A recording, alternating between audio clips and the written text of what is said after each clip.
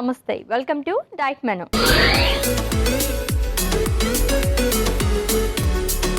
So ఈ week మొత్తం కూడా మనం హార్మోనల్ ఇన్బ్యాలెన్స్ గురించి మాట్లాడుకుంటున్నామండి. సెకండ్ డేలోకి ఎంటర్ అయిపోయాం కాబట్టి ఇంకొంచెం ఇన్ఫర్మేషన్ తెలుసుకుని ఏం రెసిపీ చేస్తారో చూద్దాం. Let's invite our nutritionist Alekhya గారు. హాయ్ అలేఖ్య గారు. హాయ్ అశ్విని. వెల్కమ్ అండి. Thank you. ఎలా ఉన్నారు? సూపర్ ఉన్నా. మీరు? నేను కూడా చాలా బాగున్నానండి. సో హార్మోనల్ ఇన్బ్యాలెన్స్ లో భాగంగా నిన్న అయితే మంచి స్మూతీ ప్రిపేర్ చేశారు. చాలా యమ్మీగా ఉందన్నమాట. అంటే రెగ్యులర్ స్మూతీ కంటే మనం డిఫరెంట్గా చూస్తాం కాబట్టి టేస్ట్ కూడా బాగుంటుంది. అవును, ఎవ్రీడే కూడా మనం సేమ్ ఇంగ్రీడియంట్స్ కాకుండా డిఫరెంట్గా మనం వెజిటేబుల్ అండ్ ఫ్రూట్స్ మిక్స్ చేసుకుని చేసుకుంటే చాలా బాగుంటుంది. అంటే రెగ్యులర్గా స్మూతీ మీద డిపెండ్ అవ్వకూడదు, బికాస్ మనకి అది టైప్ ఆఫ్ ఫైబర్ అనేది కూడా మారుతుంది కాబట్టి ఒకరోజు స్మూతీ, ఒకరోజు సలాడ్ అట్లా చేంజ్ చేస్తూ తీసుకుంటే బెటర్. అవును, సో చేంజ్ ఓవర్ అందరూ కూడా కోరుకుంటారు కాబట్టి అదే బెస్ట్. ఓకే, సో ఈరోజు ఏం రెసిపీ చేస్తున్నారు మరి? సో ఈరోజు వచ్చేసరికి మనం ఒక ఫ్రూట్ చాట్ చేసుకుంటున్నాం. ఫ్రూట్ చాట్ అంటే ఈవినింగ్ టైం తీసుకోవచ్చా? ఇది ఈవినింగ్ తీసుకోవచ్చు, మిడ్ మార్నింగ్ తీసుకోవచ్చు. Okay, fruit chaat. Okay, fine. So hormonal ఇన్బ్యాలెన్స్లో భాగంగా ఈరోజు అయితే ఫ్రూట్ చాట్ ప్రిపేర్ చేస్తారంటే మరి దీనికి కావాల్సిన పదార్థాలు అంటే ఇప్పుడు చూద్దాం. ఫ్రూట్ చాట్ కావలసిన పదార్థాలు: అరటిపండు, కివి, పుచ్చకాయ ముక్కలు, చాట్ మసాలా, ఉప్పు, నిమ్మకాయ. ఫ్రూట్ చాట్కి కావాల్సిన పదార్థాలు చూసాం కదండి, ప్రాసెస్లోకి వెళ్ళిపోదాం. ఓకే, సో హార్మోనల్ ఇన్బ్యాలెన్స్లో భాగంగా ఆల్మోస్ట్ చాలా వరకు మనం అవాయిడ్ చేయాల్సిన ఫ్రూట్స్ అండ్ వెజిటేబుల్స్లో ఏం లేవు. సో సింపుల్గా ఒక చాట్ రెసిపీ తీసుకొచ్చారు. సో అరటిపళ్ళు, మళ్ళీ దీంట్లో కూడా మనం పుచ్చకాయ యూజ్ చేసుకుంటున్నాం, కివి. సో స్టార్ట్ చేసే ముందు ఇవి హార్మోనల్ ఇన్బ్యాలెన్స్కి ఏ విధంగా ఉపయోగపడతాయో చెప్పండి. మేజర్గా కివి అండ్ పుచ్చకాయ తీసుకుంటున్నాము. బనానా ఎందుకంటే ఒక ఫుల్ఫిల్లింగ్ కోసం అని చెప్పి తీసుకున్నాను అంతే. సో కివి వచ్చేసరికి మనకి దాంట్లో ప్రోబయోటిక్స్ అనేవి ఎక్కువగా ఉంటాయి అన్నమాట. సో దీంట్లో కూడా ఈ హార్మోనల్ ఇంబ్యాలెన్స్లో కూడా గట్ హెల్త్ అనేది చాలా ఇంపార్టెంట్. సో గట్ హెల్త్ ప్రాపర్గా లేకపోతే కూడా ఫుడ్ డైజెషన్ అనేది ప్రాపర్గా అవ్వదు. దానివల్ల మనకు బాడీకి కావాల్సిన న్యూట్రియంట్స్ అనేవి సరిగ్గా లభించవు.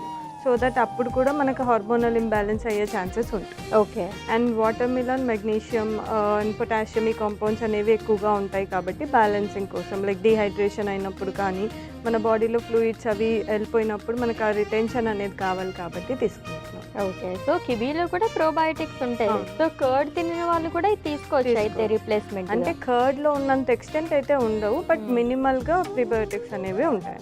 ఓకే, సో ప్రాసెస్లోకి వెళ్దామమ్మా. ఏం చేయాలి ఫస్ట్? మనకు మేజర్గా దీంట్లో పెద్దగా ప్రాసెస్ లేదు. ఇదేంటి అంటే జస్ట్ ఒక మిడ్ మార్నింగ్ స్నాక్ లాగా చూపిస్తున్నాం అనమాట. ఆ టైంలో కూడా మనం ఎక్కువగా ప్రాసెస్ అవి పెట్టుకోలేము కాబట్టి సింపుల్గా చూపిస్తున్నాం. దీంట్లో కటింగ్ ప్రాసెస్ ఒకటే ఉంటుంది. Okay, done. సో ఫస్ట్ నేను అరటిపండుని కట్ చేస్తాను. Okay,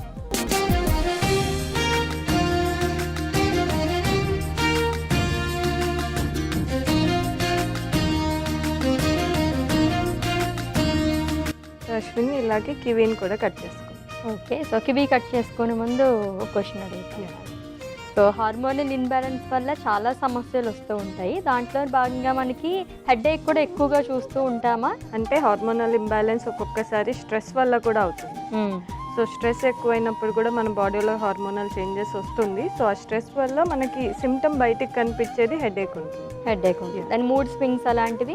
mood swings, stress, anxiety ఇవన్నీ కూడా. డిప్రెషన్ అంటే మరి డిప్రెషన్ అంత ఎక్స్ట్రీమ్ వరకు వెళ్ళకుండా ముందే ఈ మూడ్ స్వింగ్స్ స్టార్ట్ అయ్యి కొంచెం హెడేక్ వస్తున్నప్పుడే కొంచెం మెడిటేషన్ అలాంటివి చేసి స్ట్రెస్ కంట్రోల్ చేసుకుంటే మంచిది. ఓకే, సో చాలా సమస్యలు ఉంటాయి హార్మోనల్ ఇన్బ్యాలెన్స్ అంటే కనుక. దేనికి ట్రీట్ చేస్తారు అసలు డాక్టర్ దగ్గరికి వెళ్తే?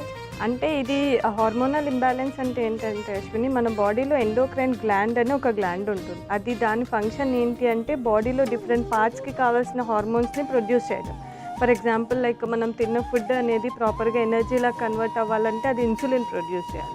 అండ్ థైరాయిడ్ అనేది మంచిగా కంట్రోల్గా నార్మల్ ఫంక్షనింగ్ ఉండాలి అంటే TSH, T4 ఇలాంటి హార్మోన్స్ని ప్రొడ్యూస్ చేస్తూ ఉండాలి. సో మనం సరిగ్గా తినకపోతే లేకపోతే కొన్నిసార్లు హెరిడిటరీ వల్ల కూడా ఈ హార్మోనల్ ఇంబ్యాలెన్స్ వస్తుంది. ఓకే, సో అలాంటప్పుడు ఏంటి అంటే ఆ హార్మోన్ అనేది రిలీజ్ అవ్వనప్పుడు ఆబ్వియస్లీ మనకు ఇంబ్యాలెన్స్ అయిపోయి ఇప్పుడు ఇన్సులిన్ లేదు అంటే డయాబెటీస్, TSH, T4 ఇవేవి లేవు లేదా ఎక్సెస్ ప్రొడ్యూస్ అయినాయి అంటే మనకు థైరాయిడ్ రావడం. అండ్ ఓవరీస్లో కొద్దిగా ప్రొడక్షన్ ఎగ్స్ ఫార్మేషన్ అది కొంచెం డిస్టర్బ్డ్గా ఉంది అంటే ఇన్ఫర్టిలిటీ, అట్లా అది జనరల్గా సో జరుగుతుంది. అందరికీ ఒకటే అని కాకుండా ఒక్కొక్కరిలో మనకి ఒక్కొక్క డిఫరెంట్ హార్మోనల్ ఇన్బ్యాలెన్స్ అనేది జరుగుతూ ఉంటుంది. బట్ అదేంటి అంటే ఇప్పుడు మనం డిస్కస్ చేసేది ఏంటి అంటే ఆ హార్మోన్స్ అనేది ఇంబ్యాలెన్స్ అవ్వకుండా మనం హెల్తీగా ఉండాలి అంటే ఫుడ్స్ తీసుకోవాల్సి వస్తుంది. ఓవరాల్గా చెప్తున్నారు. జనరల్గా చెప్తున్నాము. బట్ ఆ హార్మోనల్ ఇంబ్యాలెన్స్లో వాళ్ళకి ఏదైనా డయాగ్నోసిస్ వచ్చింది అంటే అప్పుడు దాని రిలేటెడ్ ఫుడ్ రెస్ట్రిక్షన్స్ కానీ డైటరీ మోడిఫికేషన్స్ అనేవి చేసుకోవాలి. ప్రివెన్షన్ ఏమన్నా ఉందా, లైక్ మనం రాకుండా హార్మోనల్ ఇన్బ్యాలెన్స్ ఎటువంటి జాగ్రత్తలు తీసుకోవాలి ఏంటి అని? అది ప్రివెన్షన్ అంటే మనకి స్ట్రెస్ తగ్గించుకోవాలి, ప్రాపర్ స్లీప్ ఉండాలి, గుడ్ ఫుడ్ హ్యాబిట్స్ అనేవి లైక్ ఇంక్లూడ్ చేసుకుంటూ ఉండాలి, ఫిజికల్ యాక్టివిటీ చేసుకుంటూ ఉండాలి. సో ఇవి జనరల్గా ఎవ్రీడే అండ్ ఇన్ అండ్ అవుట్లో మనం చేసేవి, బట్ అవి ప్రాపర్గా ఉండేలాగా చూసుకుంటే సరిపోతుంది. ఓకే. బట్ ఇన్ కేస్ అవి హెరిడిటరీ వస్తే ఎవరేం చేయలేరు. సో వచ్చినప్పుడు ఏ దానికి ఎఫెక్ట్ అవుతుందో దాని రిలేటెడ్ జాగ్రత్తలు తీసుకోవాలి. ఓకే. సో నెక్స్ట్ మనం కివీని కూడా కట్ చేసుకోవాలి.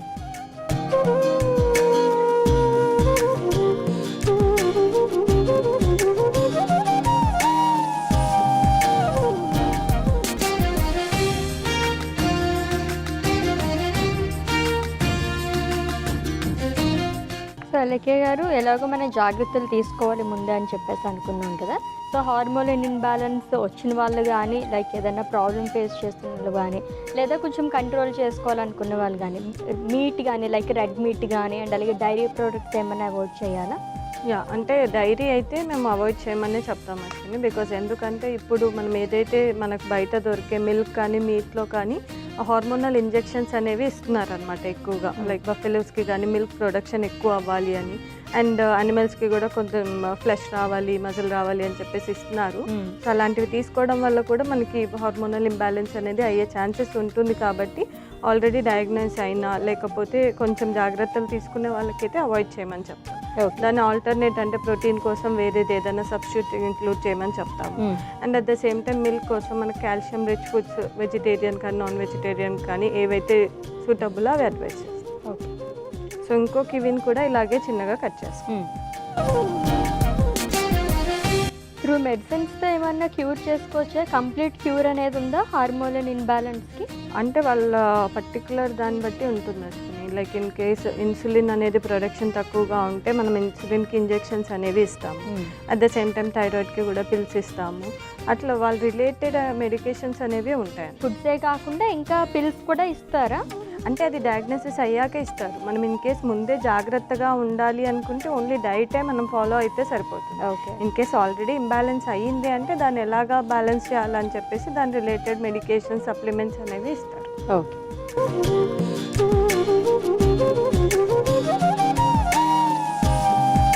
మనం మిక్సింగ్ బౌల్లో రెడీ చేసుకుంటాం.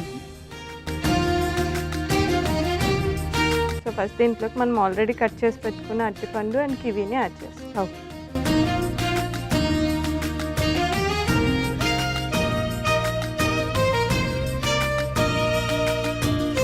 నెక్స్ట్ దీంట్లోకి పుచ్చకాయ ముక్కలు యాడ్ చేస్తున్నాను. ఓకే. దీంట్లో కొద్దిగా ఉప్పు, ఒకవేళ బీపీ అలాంటిది ఉంటే మాత్రం సాల్ట్ అవాయిడ్ చేసి నిమ్మకాయ పిండేసుకుంటే సరిపోతుంది. ఓకే. కొద్దిగా చాట్ మసాలా అండ్ ఫైనల్గా నిమ్మకాయ పిండేసి. ఓకే.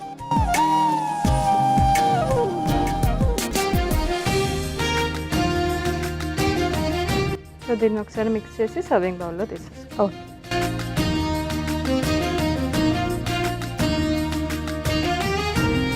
సో దీన్ని సర్వింగ్ బౌల్లో తీసేస్తాం. ఓకే, రెడీ పెట్టుకున్నాం ఆల్రెడీ.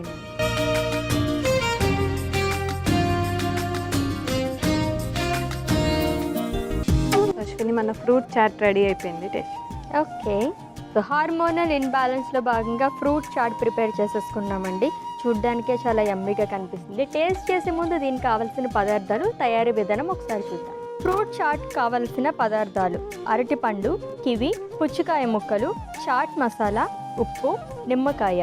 ఫ్రూట్ చాట్ తయారు చేసుకునే విధానం. ముందుగా అరటిపండు, కివీని ముక్కలుగా కట్ చేసుకుని మిక్సింగ్ బౌల్ లోకి తీసుకోవాలి. తర్వాత పుచ్చకాయ ముక్కలు, ఉప్పు, చాట్ మసాలా, నిమ్మరసం వేసి కలుపుకొని సర్వింగ్ బౌల్ లోకి తీసుకుని సర్వ్ చేసుకోవాలి. అంతే, fruit chaat ready. Fruit chaat కి కావాల్సిన పదార్థాలు అలాగే తయారీ విధానం చూసాం కదండి. టేస్ట్ చేసి ఎలా ఉందో చెప్తాను.